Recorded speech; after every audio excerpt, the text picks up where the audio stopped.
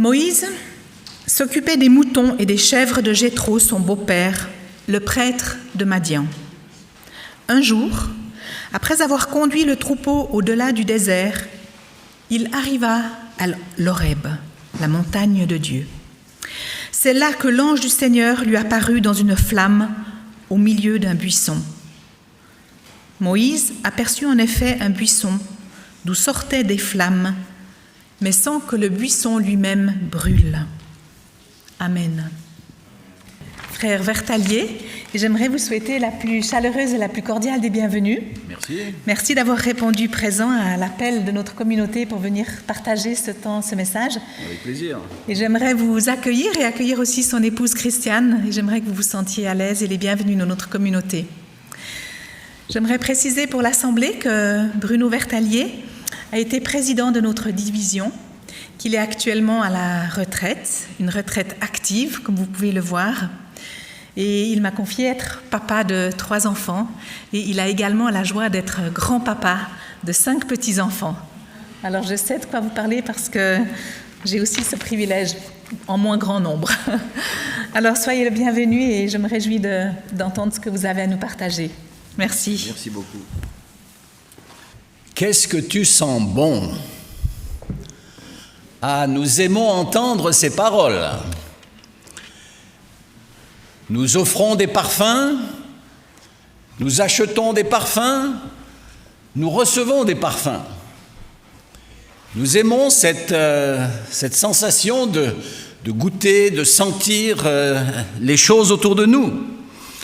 Et en tant que croyants, je crois que nous avons besoin de ressentir ces perceptions et même de nous mettre en quête de ces perceptions dans notre vie de croyants et de témoins de l'Évangile. Souhaitez-vous transmettre ce que vous comprenez, et cela peut-être, ou pourquoi pas aussi, par vos sens, par la parole, par le toucher? Si oui, eh bien, faites confiance à Dieu, qui, lui, nous a dotés de sens, de sensations particulières, de sensations extraordinaires. Et c'est vrai que Dieu nous donne l'intelligence, il nous permet de capter les choses, il nous permet de réfléchir, de raisonner, mais il nous a gratifiés aussi de talents particuliers, certainement en plus des talents ou des dons spirituels que les uns et les autres peuvent avoir et vouloir développer, des talents moraux, des talents sociaux, tout ce qui nous permet de nous intégrer dans la société. Mais il nous a aussi gâtés avec la capacité de ressentir toutes sortes de choses au travers des émotions. Et tout cela se présente au travers des sens qu'il nous a donnés et qu'il a créés pour chacun de nous. Dans un texte générique que vous connaissez très bien, nous lisons dans Genèse au chapitre 1, verset 27, « Dieu créa l'homme à son image ». Et puis un petit peu plus loin aussi, au verset 31, « Et tout était très bon, tout était parfait ». Et je crois que les sens, la sensation que nous percevons de notre monde, eh bien, nous permet effectivement de goûter personnellement à cette perfection de notre Dieu qui est et qui reste notre Créateur. Oui, l'être humain est un tout. Il est composé de bons éléments, dont les sens. Car imaginez un peu que vous soyez privé de vos sens, que ce soit le sens de l'ouïe, le sens de la vue, le sens de l'odorat, le sens du goût, le sens du toucher. Mais la vie serait fade. Au contraire, Dieu, eh bien, a donné à notre monde une multitude de couleurs, une multitude de goûts. Hier, en regardant sur Google, où je voulais voir combien de goûts existent-ils, quels sont les goûts que nous pouvons goûter, ou quelles sont les senteurs que nous pouvons apprécier, on est sidéré de découvrir qu'au niveau du sens de l'odorat, par exemple, il y aurait plus d'1 milliard, au dire des scientifiques, de ceux qui ont essayé de mesurer tout cela, plus d'1 milliard de perceptions des odeurs qui sont autour de nous. C'est extraordinaire ce que l'odorat peut être utile et utilisé, que ce soit dans la fabrication de parfums. Même la police utilise l'odorat avec ses fins limiers, avec ses chiens, qui sont capables de pister, je dirais, parmi des centaines ou des milliers d'odeurs, de reconnaître celle que vous lui avez communiquée, que vous lui avez demandé de chercher en lui faisant renifler un objet ou une odeur particulière. Et il va le faire, et cela peut être sur des kilomètres et des kilomètres. Oui, nous avons besoin de ces sens, et Dieu nous a gratifiés de tout cela. Certainement pour que peut-être nous puissions les utiliser aussi à des fins missionnaires, à des fins de contact. Nous avons besoin de transmettre, de communiquer ce que nous avons reçu, ce que nous aimons. Lorsque nous lisons la parole, nous réfléchissons, nous méditons, nous prions. Parfait, c'est très bien, et il faut le faire, et il faut continuer à le faire. Est-ce que vous vous êtes déjà demandé à quoi vous pouvez vous attendre lorsque vous goûtez la parole de Dieu, ou lorsque vous sentez la parole de Dieu, lorsque vous touchez la parole de Dieu, ou lorsque cette parole vous touche?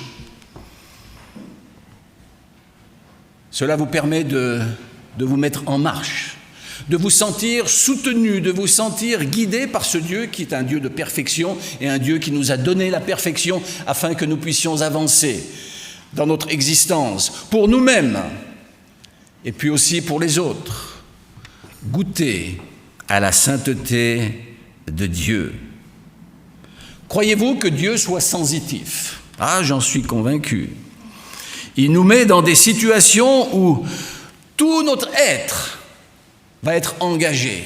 Pas simplement notre intelligence, notre sens moral, les connaissances que nous avons, mais tout notre être.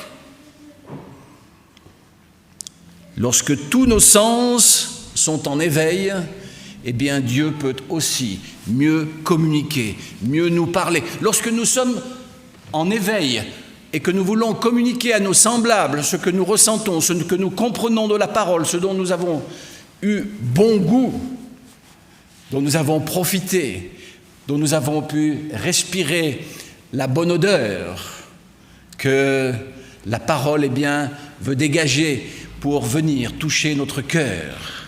Lorsque tous ces sens sont en éveil, eh bien, Dieu nous parle et Dieu nous permet d'agir certainement et de mieux communiquer avec nos semblables et pourquoi pas avec lui-même. Je vous suggère donc un formidable récit qui nous a été lu, en tout cas en partie, parce que c'est une belle et longue histoire et bon, les conclusions également sont extraordinaires, mais il y a une formidable histoire que Dieu a permis à Moïse de vivre. Oui, je veux parler de Moïse qui a fait l'expérience du buisson ardent. De quoi avoir ses sens aiguisés, de quoi avoir ses sens en éveil.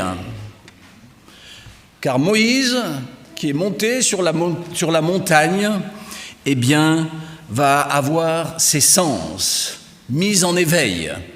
Oh, c'est vrai qu'il avait l'habitude d'avoir ses sens en éveil pour protéger les troupeaux qu'il gardait. Il avait besoin de les protéger et il pouvait certainement sentir, il pouvait goûter, il pouvait entendre, il pouvait voir. Et là, il va découvrir quelque chose d'absolument extraordinaire. Moïse va voir un buisson ardent, un buisson qui brûle mais qui ne se consume pas. Moïse voit le feu, il voit la lumière, c'est-à-dire sa perception de la vision est aiguisée, est en éveil. Il voit, il perçoit l'odeur du feu, quelque chose de caractéristique que l'odeur du feu. Parce que même si le buisson ne se consume pas, eh bien, la réalité du feu est présente. L'odeur est aussi présente et cette odeur du feu est caractéristique. Lorsqu'il y a des incendies, et pour ceux qui peut-être vivent dans le Midi, notamment le Midi en France, où il y a malheureusement des incendies, dans d'autres pays il y en a eu de gigantesques tout au cours de cette année, mais cette odeur du feu, du bois qui brûle, des forêts qui brûlent est caractéristique, et elle peut être terrible, elle est souvent terrible. Il perçoit l'odeur du feu, c'est-à-dire que son odorat est mis en éveil. Il ressent la chaleur sur son visage. Effectivement, lorsqu'il y a du feu, il y a de la chaleur. Il perçoit cette chaleur sur son visage, sur ses mains. C'est le sens du toucher, là, qui est mis en éveil. Tout comme il ressent aussi le contact de ses pieds qui touchent le sol. Et Dieu va lui dire « ôte tes sandales, car le lieu sur lequel tu te trouves est une terre sainte. » Oui, Dieu veut inviter Moïse à percevoir au travers de ses sens la réalité divine qui s'est approchée de lui et qui veut lui parler et qui va lui demander quelque chose de fantastique. Il goûte la fumée, et la fumée aussi a une odeur particulière, une odeur âcre, qui excite ses papilles, c'est le goût, le sens du goût qui est éveillé à ce moment-là. Il entend une voix qu'il identifiera comme celle de Dieu, le sens de l'ouïe. Vous savez que, et pour ceux qui ont participé à des activités scouts, et je vois qu'il y a quelques jeunes là sur la galerie, peut-être que vous aurez eu l'occasion de construire un feu, et vous vous souviendrez de ces sensations, de l'odeur du feu, le goût âcre de la fumée, la vue des flammes, la chaleur, et puis le crépitement. Vous entendez le feu. Et c'est là, lorsque les sens de Moïse, comme nous voulons croire que les nôtres peuvent être éveillés, c'est à ce moment-là, lorsque les sens de Moïse sont en éveil, que Dieu lui donne son ordre de mission.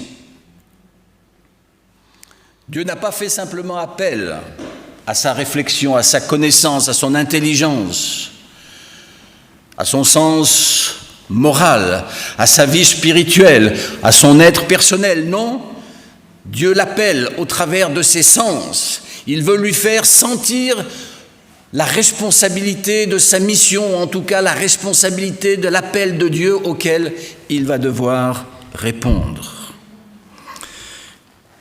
Moïse a dû vivre cette perception des sens d'une manière très forte, je dirais même effroyable. Mais c'est lorsque vraiment tous ses sens sont en éveil que Moïse va craquer, qu'il va finalement accepter de devenir un témoin de Dieu, de la puissance de Dieu dans sa vie aussi, dans la vie du futur peuple d'Israël. Voilà pourquoi, je dirais pour nous-mêmes, il est si important d'être éveillés par nos sens. Les sens peuvent nous aider dans notre mission de témoin, de manière à percevoir, à comprendre et puis réagir à ce que les autres nous permettent de capter de leur expérience de vie, de leur expérience spirituelle ou de leur non-expérience spirituelle. Et je suis convaincu qu'il vous est arrivé, après avoir perçu au travers de vos sens quelque chose de bon, d'original, de dire « j'ai envie de le faire goûter à quelqu'un d'autre, j'ai envie de l'aider à découvrir ce que moi-même j'ai découvert ».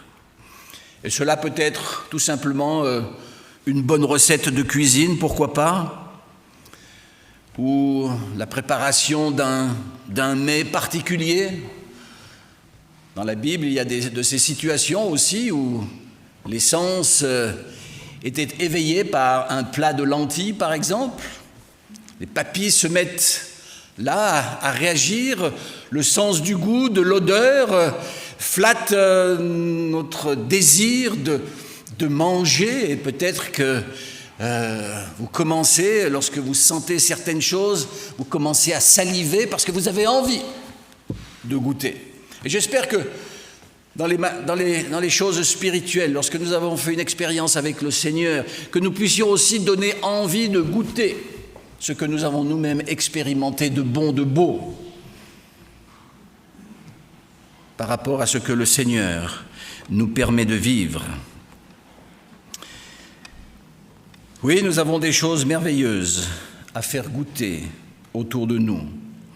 Non seulement à faire goûter, mais apprendre aussi aux autres à faire par eux-mêmes. Oui, comme je l'ai déjà dit, l'être humain est un tout. Et ce tout, avec son intelligence, ses sens, doit être capable de servir.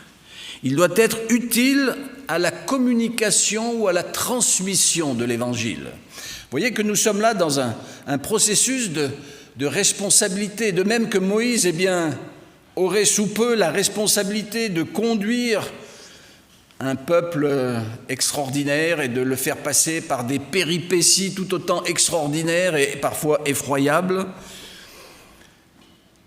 Voilà que tous les sens sont en éveil. Ainsi, l'Évangile se goûte et se transmet au travers de ce que nous sommes.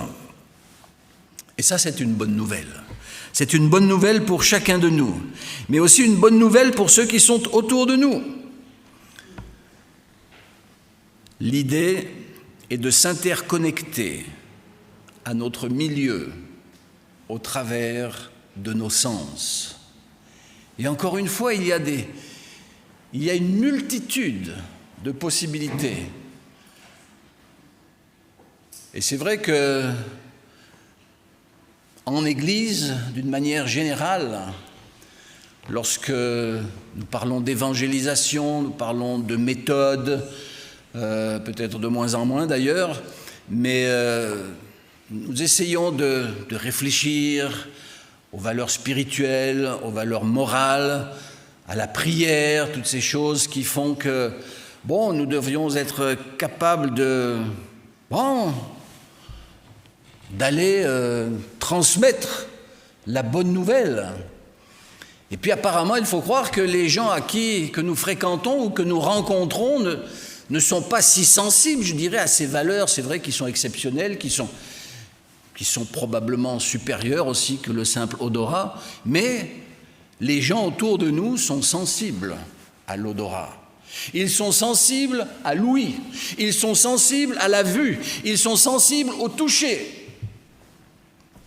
Et nous mettre en situation où chaque fois qu'une situation se présente et qu'un de ces sens pourrait être utilisé pour dire quelque chose ou faire quelque chose ou permettre à une personne de réfléchir à quelque chose de supérieur, cela pourrait être aussi formidablement utilisé.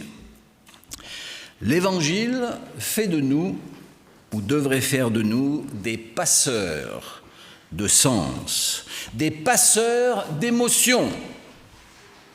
Et ces émotions se traduisent par nos sens dans une dynamique de perception. Et vous l'avez compris et vous le savez, chacun de nous possède 5 sens.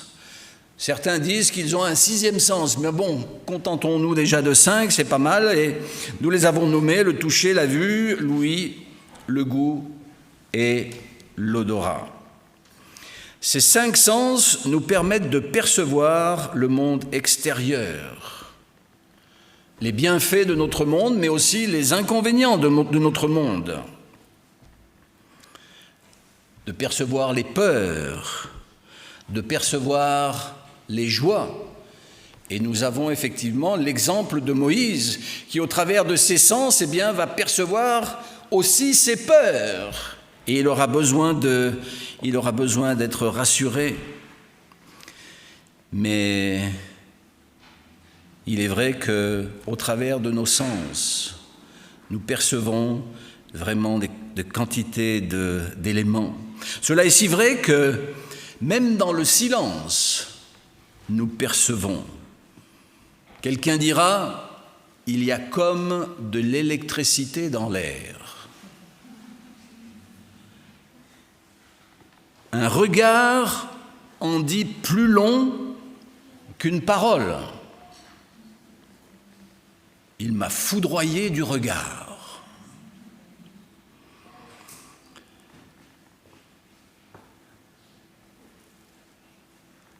La vue d'une situation met en place un système de défense ou d'accueil.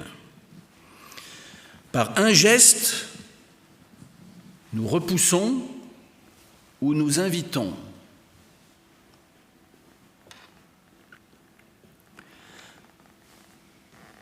Dans la chapelle, peut-être que nous choisissons de nous asseoir à l'écart ou de nous asseoir à côté d'une personne plutôt qu'une autre. Tout ça passe au niveau des sens, des émotions, même s'il n'y a rien qui est dit ou rien qui est fait. Percevoir. Et nous sommes ultra sensibles. Et peut-être plus notre situation évolue, notre situation évolue, plus nous devenons sensibles au dire de ce que nous entendons, de ce que nous percevons. Et chaque jour, nous émettons des milliers de signaux.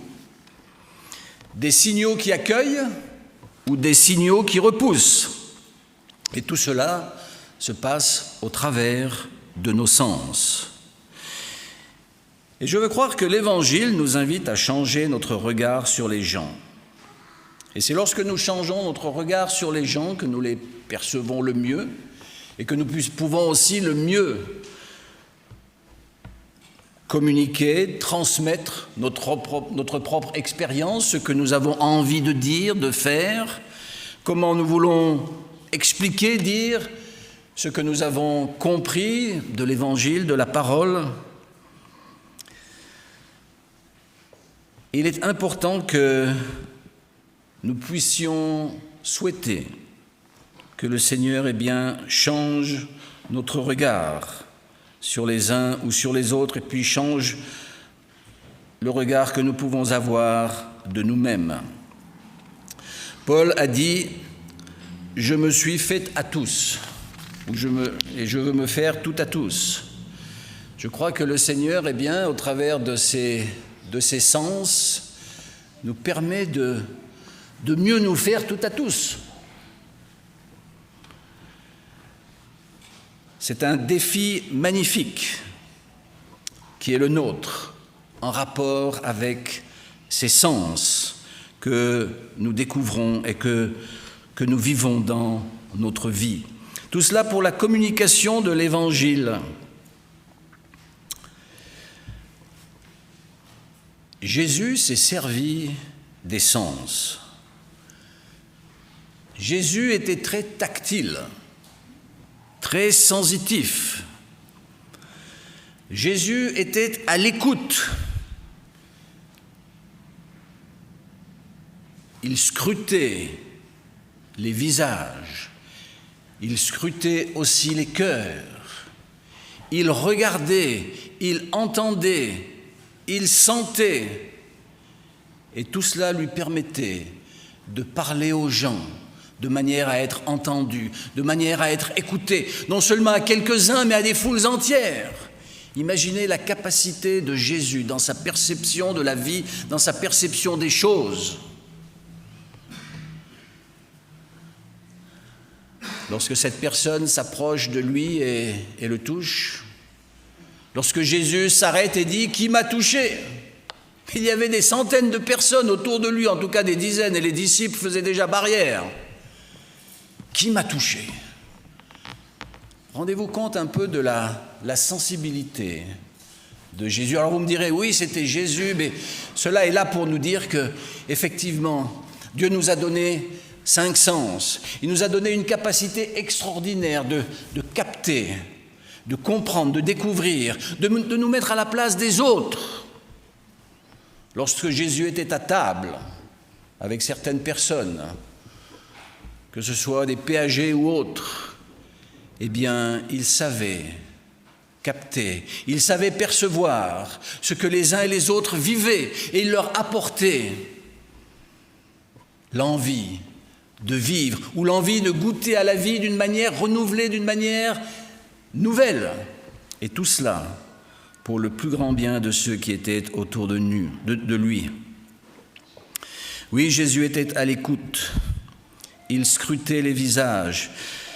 Lui qui ressentait si bien les situations des hommes et des femmes qu'il croisait. Il les regardait dans les yeux. Il leur redonnait envie de vivre. Il leur prêtait une oreille attentive.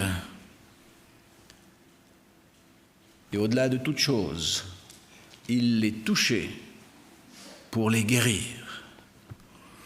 Oui, Jésus, au travers des sens, qui le rendaient particulièrement sensible aux êtres humains que nous étions, aux pécheurs que nous étions, que nous sommes,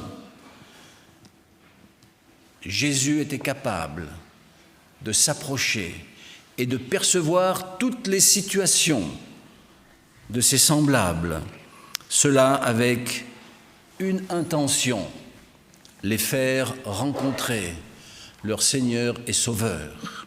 Et je crois qu'il y a là comme une invitation pour chacun de nous.